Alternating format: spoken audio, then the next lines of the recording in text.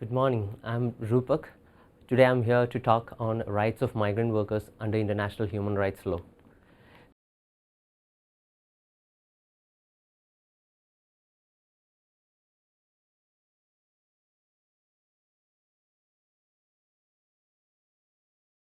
To begin with, I'll start with the learning outcome of this module.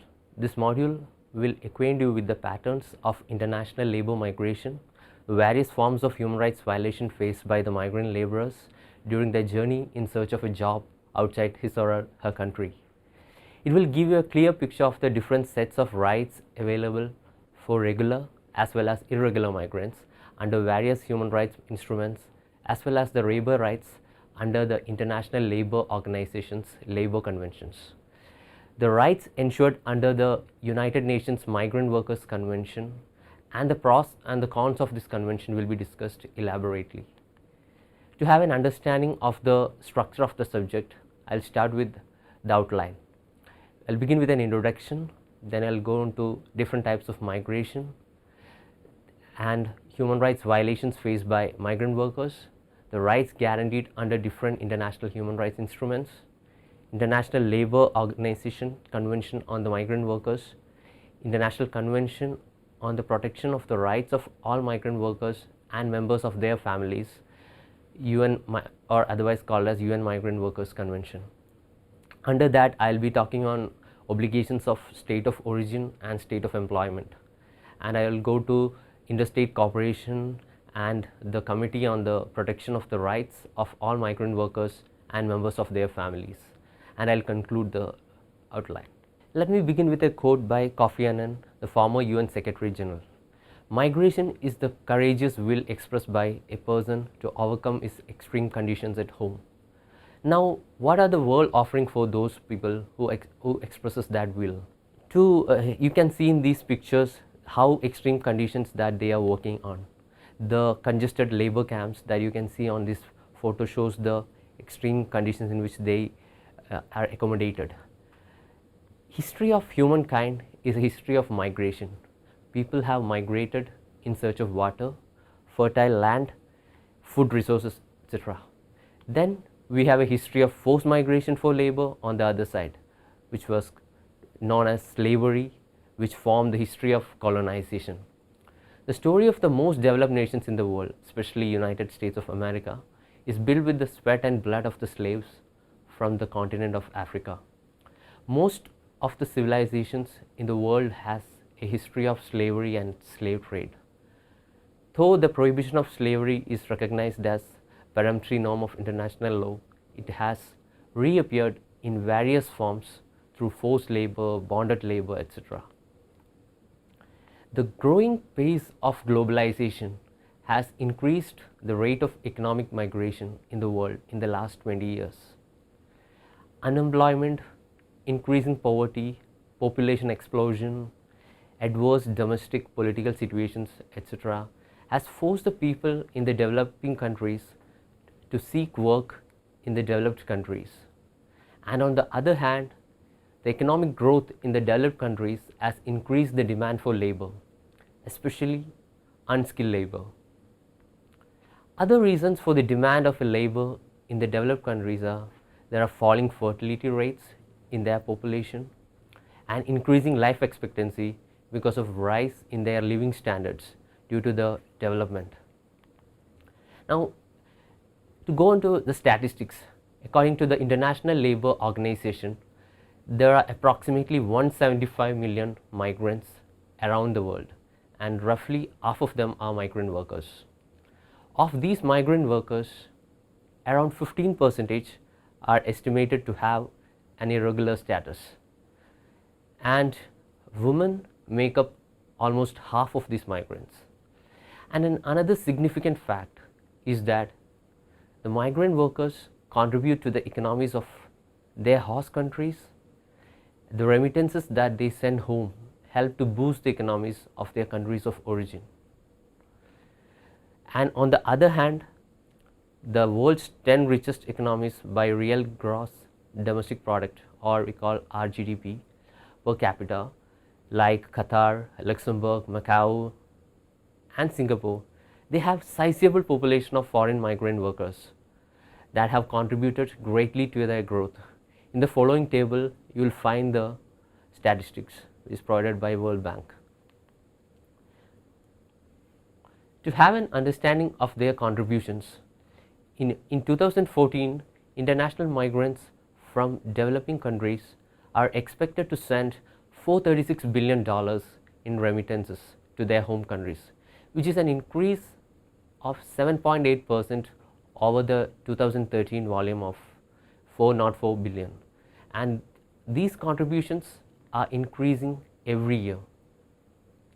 Now, yet with these facts, at the same time the migrant workers enjoy little social protection and they are highly vulnerable to exploitation and severe human rights violations like human trafficking and slavery.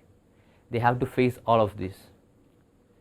On the other hand, different laws are brought by the developed countries to delegitimize the status of migrant workers as regular migrants in order to avoid the minimum provisions through various social security measures. Now, we need to understand the different patterns of migration. For the purpose of analysis, there are two categories of migrants. We call it regular migrants and irregular migrants. In case of regular migration, there can be persons who have a lawful entry to the country, holding an appropriate visa and a work permit to take up a regular employment in the host country. They are called the regular migrants. And the irregular migration, which comprises of different situations. Now, we can define irregular migrant as who lacks legal status in a transit or host country, one who entered a state without authorization or entered a country legally but then lost the permission to remain. Now, there can be different situations of irregular migrations. The first one can be individuals who are trafficked to another country. Then they can also be smuggled across borders, traveling to another countries voluntarily but through illegal channels.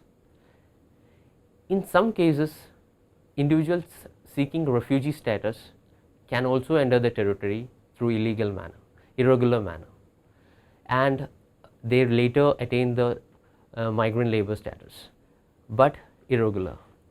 In another situation, the persons who have entered the country lawfully, but after the expiry of visa, they overstay in that country and engages in irregular employment. Now, we'll go on to check what are the human rights violations faced by migrant workers. During their journey to another country illegally or legally, migrants are often kidnapped for ransom and torture by the human traffickers and the smugglers. And sometimes, even in normal situations, they have to face the ill treatment by the immigration authorities and the border security forces. Now, once they are out of the country and reaches another country after undergoing all these extreme conditions, and finally somehow they manage to acquire a job. Now, what is in store for them? The lack of basic workplace rights and protections like arbitrary deduction of wages, underpayment, late payment, and sometimes non-payment of wages, and longer hours of work than the nationals who work in the same job, and the poor safety standards, as we already seen the picture in the beginning. The poor safety standards of the workers made most of them in dangerous situations. Now, when you take the situation of accommodation, most of them are offered substandard accommodation in which the rooms would be congested with many laborers living in a small space, as I showed in the picture in the beginning. There are limited or in some instances no social security measures are provided for them. And from the employer to the supervisor, they often have to face threats verbal abuses, beatings and intimidation in course of their work to persuade them to do more work in a less time. And another case of major human rights violations reported are the confiscation of their passports and visas by the employer in order to prevent the worker from searching better jobs. Now, ILO recognizes this practice of retaining identity documents as one of the key characteristics of modern day slavery and forced labor. Another way of suppression of the rights are prohibition on workers' unions and thereby avoiding any scope of collective bargaining by the workers. Now, worse situations are the physical atrocities that they have to face, like sexual assault, rape, and the women and children often end up in highly abusive and exploitative situations. In some cases, it even ends in the death of the workers, and in such cases, sending the dead body back to home is not taken care of by the employer, and sometimes they are buried there itself without proper ceremonies. In some countries, the workers also have to face racial and other forms of discrimination. And to make things worse, in most situations, there are no redress mechanisms available for these workers. In some cases of human rights violations that we all know, the first picture that comes out to the mind is the labor situation in the Middle East countries, where there is a huge flow of migrant workers and the situation is mostly horrible. All the situations of violations that we already discussed in the previous slides applies to the labor situation in most of the Middle East countries. You can see in the graph, most workers from the South Asia, especially India, goes to Middle East for their jobs. An illegal system of contract labor, which is prevalent in most of the Middle East countries, it's called kafala or sponsorship system that they call, and it is nothing more than the modern day slavery. Now, what is a kafala system? Kafala system ties a migrant worker's legal status to a sponsoring employer, requiring workers to get an exit visa from that sponsor to leave the country. And various human rights organizations reported human rights violation in Qatar in the infrastructure building projects for the 2022 World Cup football. Now, Amnesty International estimates 94% of workers in Qatar are foreign nationals, and there are alarmingly high rates of migrant worker deaths and a litany of human rights abuses in Qatar due to the lack of protection. And when you go to West, countries like UK has also come up with a similar kafala like system covered in different names like overseas domestic worker visa. It has also tied the migrant domestic workers to their employers and limited their period of legal residence in the UK to 6 months, and they can also not go out and take better jobs. Now, this graph will show you the movement of workers mostly to the Middle East countries.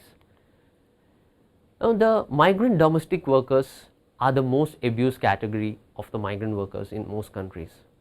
UN Special Rapporteur on Contemporary Forms of Slavery, Gulnara Shahinian, in its report on contemporary forms of slavery, including its causes and consequences, has cited that migrant domestic workers employed by diplomats are a particular vulnerable group.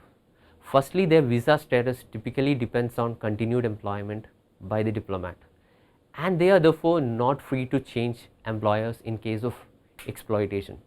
Secondly, diplomatic immunities and privileges shield diplomats from the enforcement of national legislation. Now, we know the recent issue related to the arrest of Indian diplomat, consular officer Devyani Kobakrade. This throws the light into the violations of the labor rights faced by the migrant domestic workers. Now, we understood the different violations that happens to a migrant laborer. Now, what are the rights guaranteed under international human rights instruments? We all know that there is a slogan by the human rights activists around the world: migrant rights are human rights. The key principles of human rights are universality, which means that application of human rights is universal and they are indivisible. Inalienability, which means one cannot take away human rights in any instance, even though there are exceptions. And equality and non-discrimination. And these principles gave the migrant workers necessary protection in any part of the world. UDHR, or Universal Declaration of Human Rights, the Article 1 talks about universality and Article 2 talks about non-discrimination. And the International Covenant on Civil and Political Rights, or ICCPR, it defines the basic rights, and Article 2(1) of the ICCPR provides for the non-discrimination. The General Comment number 15 of Human Rights Committee explains the position of the aliens under the covenant, which is significant. It says the covenant does not recognize the rights of aliens to enter or reside in the territory of state party, but continues by stating that, however, once aliens are allowed to enter the territory of a state party, they are entitled to the rights set out in the covenant. Unlike ICCPR, International Covenant on Economic, Social and Cultural Rights, or ICESCR, it does not distinguish between documented or undocumented migrants. The Committee on the Economic, Social and Cultural Rights in its general comment states that the reference to other status in the Article 2, it includes the grounds of nationality. The only restriction is provided in Article 2(3), which gives concession to developed countries in determining the extent that they would guarantee the economic rights recognized in the present convention to non-nationals, with due regard to human rights and their national economy. Now, Article 1(2) of the International Convention on the Elimination of Racial Discrimination states that conventions shall not apply to distinctions, exclusions, restrictions or preferences made by a state party to this convention between citizens and non-citizens. In General Recommendation 30, it goes on further to say that although some rights can be limited to citizens of a state, human rights are in principle to be enjoyed by all persons. Now, with regard to irregular migrants, CERD addresses the states to ensure the legislative guarantees against racial discrimination. It applies to non-citizens regardless of their immigration status. Now, there are other relevant instruments like Slavery Convention of 1926 under the League of Nations. There are supplementary conventions on the abolition of slavery, the slave trade, institutions and practices similar to slavery of 1956. Then there is a UN General Assembly Declaration on the human rights of individuals who are not nationals of the country in which they live. And we know there is a declaration and program of action of the World Conference Against Racism, Racial Discrimination, Xenophobia and Related Intolerance. Then there is a resolution of the UN Commission on Human Rights on the human rights of migrations in 2005. And there is a resolution of the UN General Assembly on protection of migrants in 2004. But understanding the different labor rights available for the migrant laborers, we need to go into the lawmaking done on the major platform of labor rights, that's the International Labour Organization. The issue of migrant labor has been one of the core items on the ILO's agenda. In the Declaration of Philadelphia in 1944, it restated its traditional objectives of ILO. It states that the solemn obligation of ILO is to further programs which will achieve, in clause it says, the provision as means to the attainment of this end and under adequate guarantees for all concerned of facilities of training and the transfer of labor, including migration for employment and settlement. Now, there is a Declaration of Fundamental Rights and Principles at Work in 1998. It also reaffirms the obligation stated in the objective which is said earlier. With regard to the treaty making, ILO has established a number of conventions that outline the labor rights of migrant workers. Migration for Employment Convention in 1948, which is commonly known as C97, with 47 ratifications, and Migrant Workers Supplementary Provisions Convention 1975, which is commonly known as C143, which has 23 ratifications. And these conventions are supplemented by two non-binding recommendations, that is migration for employment recommendation, which is revised, and migration workers recommendation in 1975. Now C97, which establishes the principle of equal treatment between nationals and non-nationals. It spoke about the immense potential in the harmonious redistribution of manpower in different countries. Unlike C97, C147 only dealt with undocumented migrants. Part 2 of the convention provides for the equality of treatment between irregular and regular migrants with respect to certain rights only.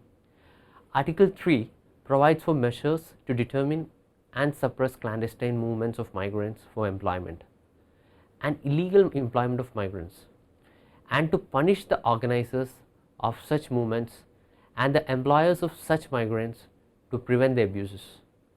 There are also provisions in the convention for the family reunification, and the definition given for the migrant workers family is extended to the dependent parents, and it used the word spouse, which is a more general neuter term which was not used in the 1949 convention.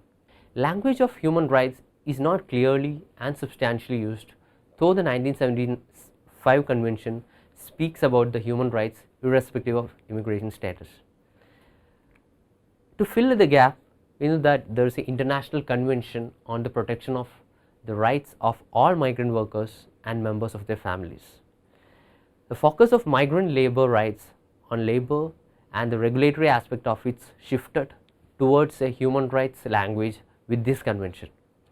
The preamble to the convention recognizes that the human problems involved in migration are even more serious in the case of irregular migration. Part 3 of the convention sets out the rights belonging to all migrant workers and members of their families irrespective of their migration status.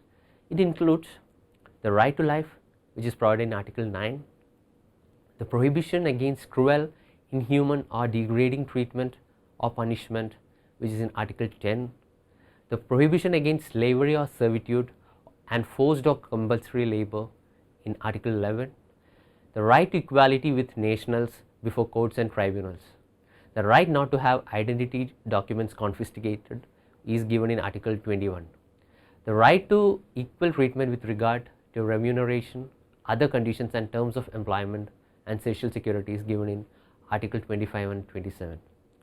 And with regarding to the collective bargaining, the right to join and take part meetings and activities of trade unions is also provided under Article 26. And in addition to this, there are a set of rights available specific to regular migrants. That's the right to form associations and trade unions. Article 40 says this. Article 43 provides for the right to equal treatment with nationals in relation to access to educational institutions, vocational training, housing schemes and social and health services. The right to seek alternative employment in case of termination of work contract prior to the expiration of the work permit is laid down in Article 51, and 52 ensures the right to freely choose their remunerated activity after 5 years of residence in the host country.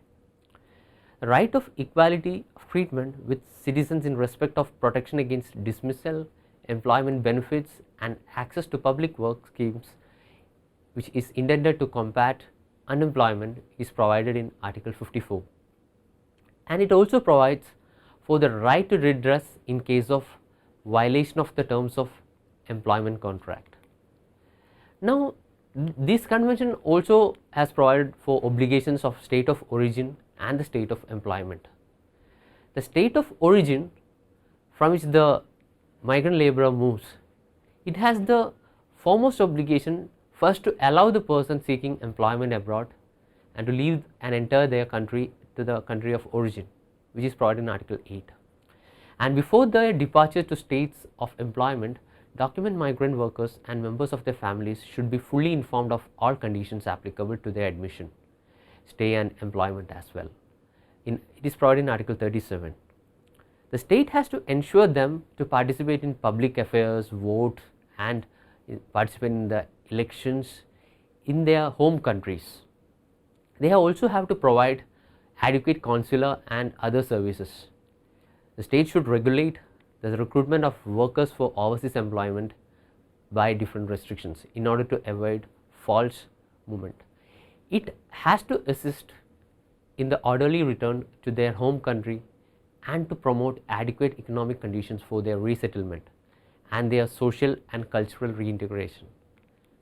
Now, what is the obligations of the state of employment? The state of employment should protect the liberty and security of migrant workers and members of their families, which is provided in Article 9 and 10 and 11. It should give protection against arbitrary detention, violence and harassment.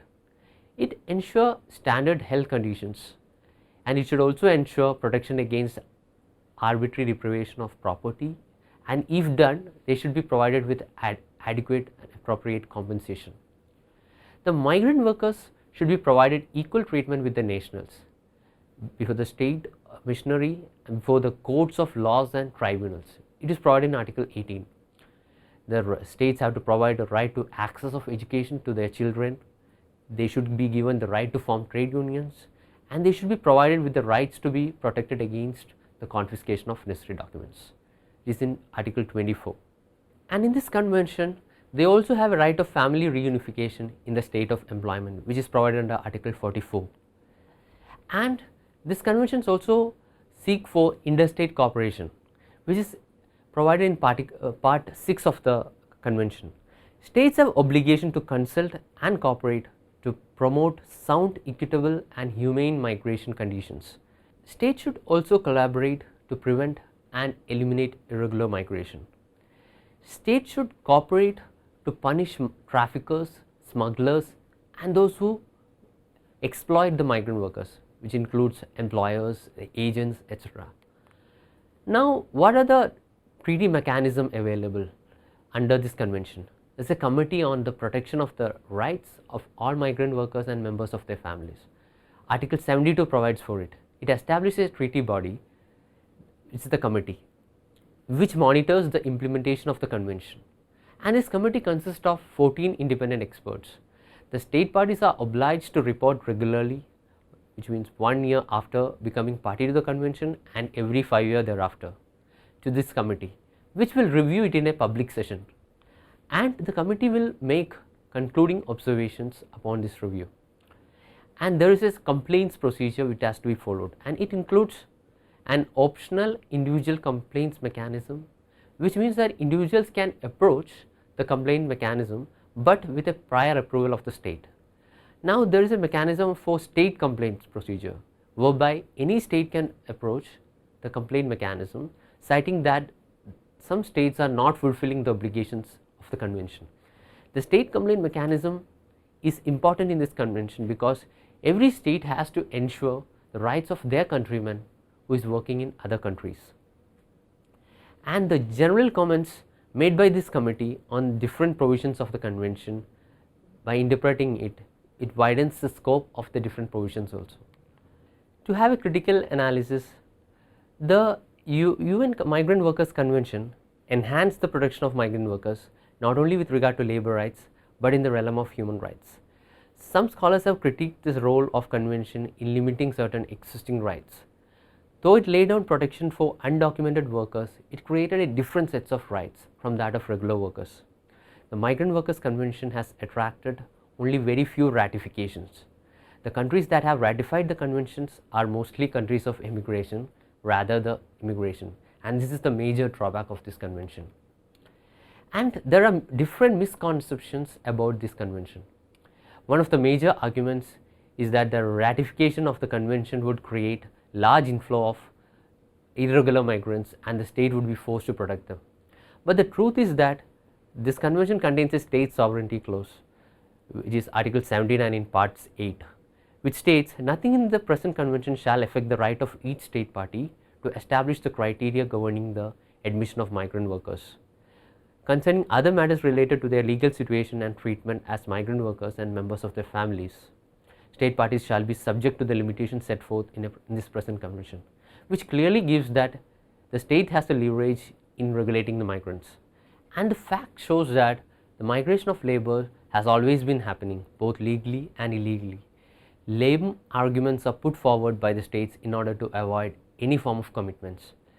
But the states cannot avoid the obligations under the general human rights instruments, in which many of them has acquired the customary international law status. Acts like slavery, even in new forms, is a violation of peremptory norms of international law. The other major political hurdle in this campaign is that it will create losing of the jobs of nationals, and it will increase the levels of unemployment in these countries. The legislations like Nitakat or workforce localization program brought out by the Middle East countries like Saudi Arabia are to counter such campaigns by protecting the jobs of nationals. But different statistics shows that the migrant workers are filling the jobs left vacant or not done by the domestic nationals. With all these regulations, we are seeing there is a major flow of migrant workers still happening to these countries. There is a lack of awareness, promotion and inadequate knowledge about this convention. The other major criticism is the lengthiness and the complexity of the different provisions, and it demands significant changes of the national legislations of the ratifying states. Now, some also argue that the slowdown in the world economy is also regarded as a reason for the shyness of the states in ratifying these conventions, but these are not the real significant reasons. The migrant workers, if subjected to the realm of human rights, they can critically reshape the process of migration. It is considered by the states as affecting their sovereignty and national interest. The impacts of the national population is cited as the major reason, and the cost of granting specific right to migrant workers is calculated high, and the states don't want to get burdened by the economic cost. During the drafting process itself, some of the major host countries have indicated that they will not ratify the convention, and the mixing up of the convention with the regime of transnational organized crime of human trafficking and human smuggling also has to be seen with the state's national interest in controlling the migration. But the national interest and economic impacts are not the concerns of the human rights regime. The Migrant Workers Convention is a restatement of the different human rights already ensured by different human rights instruments. Thank you.